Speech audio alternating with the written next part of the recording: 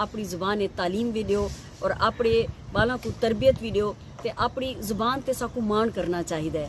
और मैं सराइकियों को खास तौर पर आखना चाहसा तुस दुनिया के कहीं भी जाते रहिंदे पे हो मरदमशुमारी आंदी पई है वक्त पाकिस्तान जेरे रहने वाले मेरे भेण भरा हैं उन्होंने को चाहिए कि जो खाना उसी तुहाडा उंदे तुसा सराइकी लिखने और खास तौर पर जो गिणन वाला शुमार कनंदा तुहाडे कने आसी उंदे तुसा सराइकी लिखवे सो।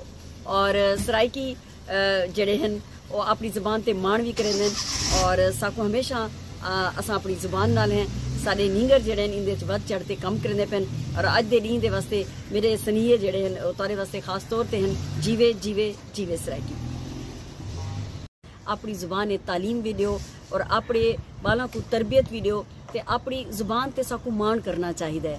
और मैं सराइकियों को खास तौर पर आखना चाहसा तुस दुनिया के कहीं भी जाते रहिंदे पे हो मरदमशुमारी आंदी पई है वक्त पाकिस्तान जेरे रहने वाले मेरे भेण भरा हैं उन्होंने को चाहिए कि जो खाना उसी तुहाडा उंदे तुसा सराइकी लिखने और खास तौर पर जो गिणन वाला शुमार कनंदा तुहाडे कने आसी उंदे तुसा सराइकी लिखवे सो।